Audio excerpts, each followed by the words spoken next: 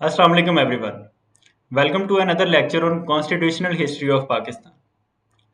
You must know that the constitutional history has been humpy dumpy throughout the years, and till 1973 we could not make a stable constitution. And even after 1973 we were able to make a constitution, but after every 5 to 10 years there used to be an abrogation of this constitution, and no one used to catch the dictator or catch the person who used to abrogate the constitution. So let's see how constitutional history has been unfolding since 1947. सबसे पहले तो हम overview देख लेते हैं।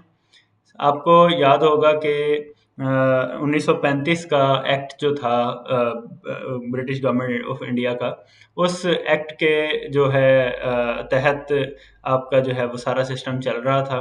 तो 1947 में independence act निकाला गया यूके पार्लियामेंट ने, जिसमें पार्लियामेंट ने अप्रूव किया कि हम इस कॉलोनी को, जो कि सब कॉन्टिनेंट इंडो पाक के नाम से थी, इंडिया के नाम से थी, उसको पाकिस्तान और इंडिया में तकसीम कर रहे हैं। तो इंडिपेंडेंस एक्ट जो है ये 1947 में यूके पार्लियामेंट का एक्ट था, जिसके तहत हम पैदा हुए।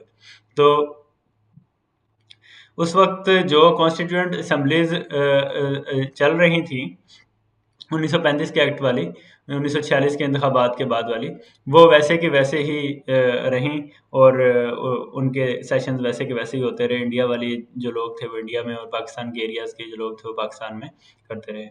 तो गवर्नमेंट इंडिया एक्ट ऑफ 1935 जो है वो डिज़ोल्व कर दिया, लेकिन उसमें थोड़ी बहुत जो है तरमीम करके हमने फ़िलहाल फौरी तौर पे चलाने के लिए उसको रखा।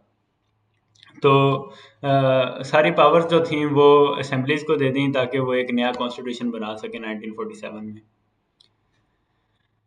पाकिस्तान का आइन जो था वो, अभी तो हम थोड़ा-थोड़ा ओवरव्यू देख रहे हैं, तो उसमें ये देखेंगे कि पाकिस्तान का जो आइन था, वो उसके लिए आइन साज़ जो असेंबली थी, उसमें कोई ख़ास एफ़र्ट ना हो पाई, और हत्ता कि 24 अक्टूबर 1954 आ गया और गवर्नर ग़ुलाम मोहम्मद ने जो है वो असेंबली तोड़ दी। सेकंड असेंबली जो है वो दोबारा से 28 मई 1955 में आई। पाकिस्तान का पहला कॉन्स्टिट्यूशन उसने बनाया 23 मार्च 1956 को। उसमें पाकिस्तान को एक इस्लामिक रिपब्लिक बनाया, और parliamentary system of government with unicameral legislature. Unicameral का मतलब ये है कि एक ही हाउस होगा, ठीक है? और पार्लियामेंट्री सिस्टम का मतलब है कि पार्लियामेंट होगी जो लोगों के मुंतखब नुमाइंदों की होगी। इसको डिटेल से हम आगे भी देखेंगे, अभी हम सिर्फ ओवरव्यू देख रहे हैं। जो फर्स्ट कॉन्स्टिट्यूशन जो था उसको एब्रोगेट कर दिया 7 अक्टूबर 1958 में अयूब खान ने।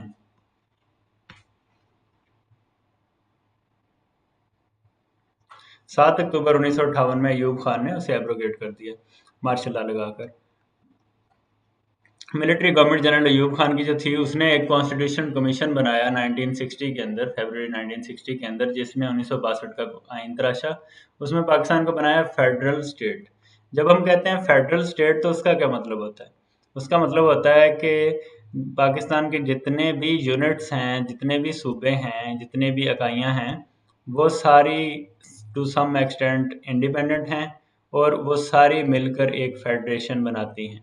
यानी कि फेडरेशन जो है वो डिपेंडेंट है सूबों के ऊपर अपनी कॉन्स्टिट्यूशन के लिए, ठीक है?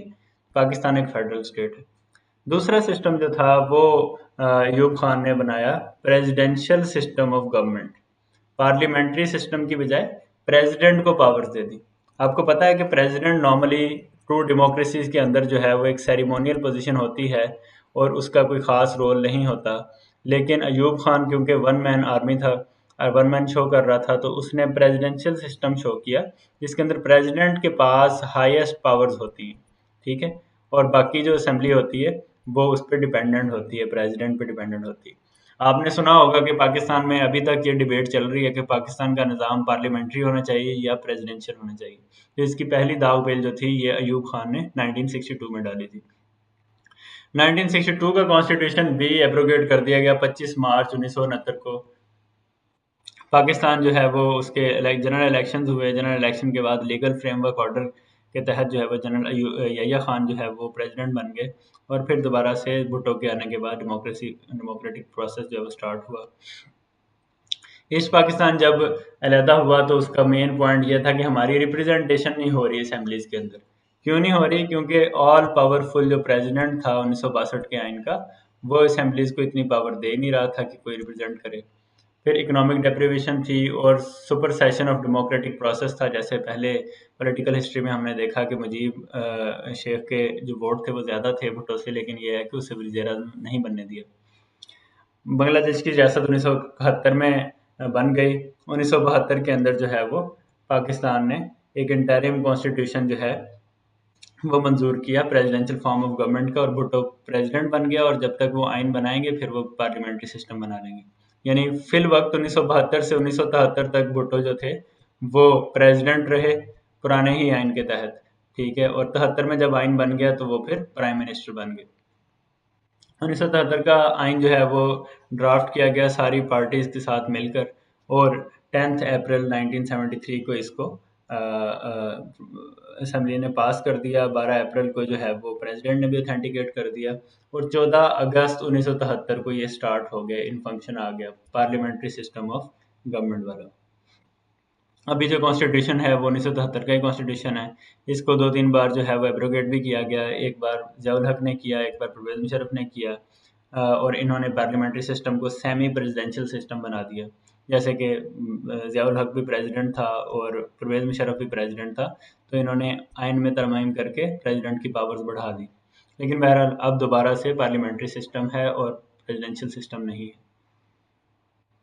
तो ये जो हमारी कॉन्स्टिट्यूशनल हिस्ट्री है, ये इसके अंदर बहुत सारे प्रॉब्लम्स चलते आए हैं, बहुत सारी कोशिशें हुई हैं ऑब्जेक्टिव्स रेजोल्यूशन से लेकर 1956, 1962, 1973 के आइन और फिर 18th अमेंडमेंट तक बहुत सारी जो हैं वो पॉजिटिव स्टेप्स होते रहे हैं। तो हम नेक्स्ट पार्ट के अंदर one by one in positive steps को देखते हैं कि क्या-क्या पॉजिटिव स्टेप्स जो हैं वो लिए गए हैं।